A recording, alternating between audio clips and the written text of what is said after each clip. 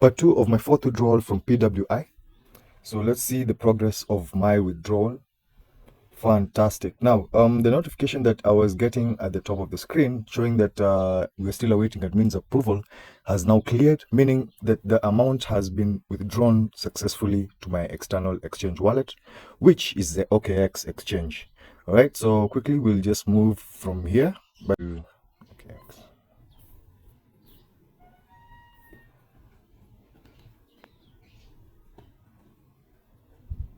All right, so OKX, you can see at the top of the page, this is a landing page. You can see a balance of $23.48. It should have been $23.50. Let's just check the history.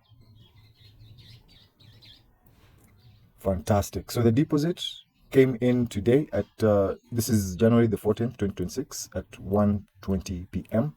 That's an amount of $23.50. So we'll quickly go ahead and make a trade, or rather trade the asset to have M-Pesa in our mobile phone. So I'll click on P2P trading to open the P2P market where I can easily sell my asset. So I'll click on sell. And from here, I can actually start looking for the most favorable buyer. So I'll key in an amount. So I will say the whole amount of USDT, which is 23.5 USDT. You saw the value was 23.48.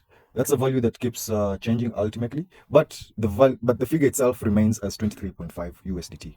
It's only the value in dollars which keeps changing each and every time because of the volatility nature. When people are buying and selling the asset is what basically affects the value that you see on the screen.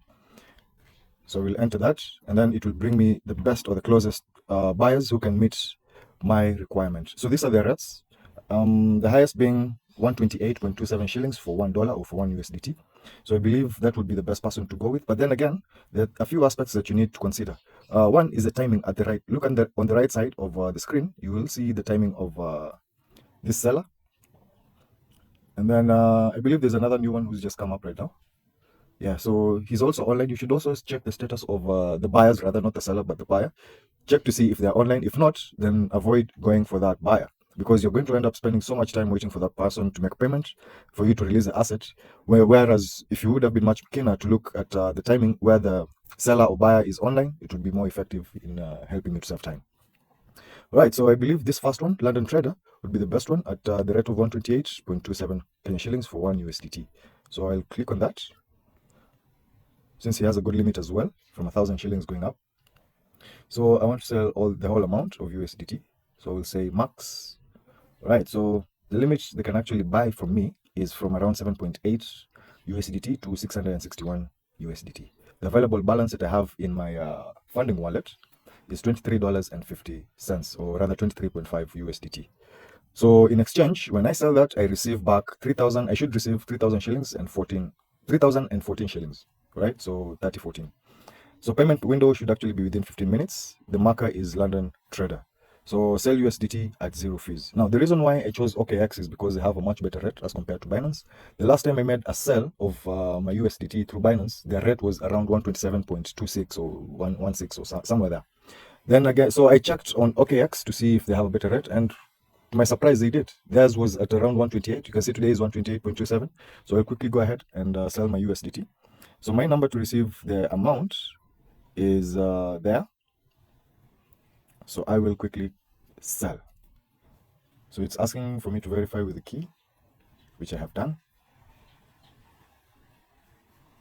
All right, so now it's a matter of waiting for the buyer now to make payment of the 3,014 shillings. Then once I receive the payment, I release the asset. So the assets or the USDT are basically on escrow.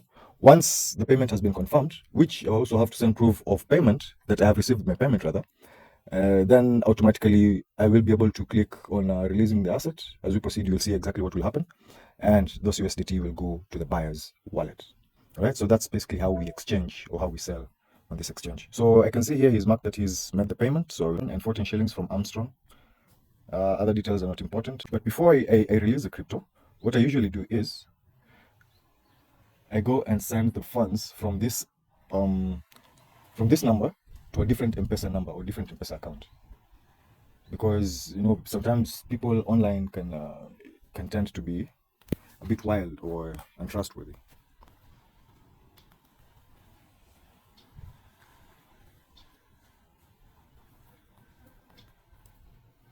So I have sent 2,500 shillings to my other number. Now let's see what happens. But before that, let's proceed and release the crypto. So I will quickly say you have received 3,014 shillings. Payment method, MPesa Safaricom, account number 0728138299, buyer's name. There we have it. So I have received the full amount and agreed to release the crypto. So we will release the asset. Oh, today it hasn't asked me for proof of payment. Or has it? Oh, fantastic. There we go. Awesome. So I'll give them a thumbs up or a positive review simply because their transaction happened really, really fast. And also I will say, leave a little note and say fast transaction. All right. Cool. It's awesome.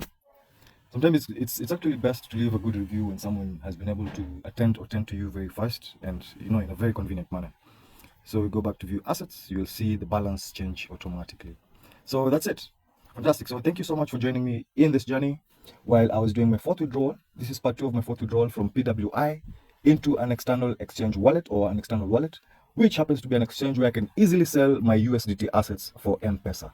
So the 27 USDT I withdrew came in as 23.5 USDT simply because of the service charge or the processing charge. This is a withdrawal fee, not charged by PWI, but charged by these exchanges. Right, so you'll see almost a double charge because Binance, not Binance, but rather PWI tells you that you will be deducted a 2.5 USDT processing charge or processing fee. But then again, you realize it comes to actually deduct a much larger amount. But that is not PWI's fault because they are not to blame. The exchange's fault, the exchange and the network are the ones that are charging you that fee or that cost, right? So thank you so much. See you on the next withdrawal. But before I go, I would like to also urge you to grab the link, create your account, make your deposit of the USDT or from your bank, and then start withdrawing your daily profits. I mean, you have seen my withdrawals. This is the fourth one I have done with you. You have followed me through the journey since I started, which was last year, December 11th. I made a withdrawal before, actually on the eve of Christmas, of about $72, and I have been withdrawing ever since then. So guys, this is real. You need to act now. Put in, or rather create your account, deposit in $1,000 going up. Any amount is good or sufficient because anywhere from $1,000, that is proper profits on a daily basis. That gives you about $9 daily. So I'd really urge you to make that move quickly and start enjoying these benefits, just or rather similar to what I am. So cheers.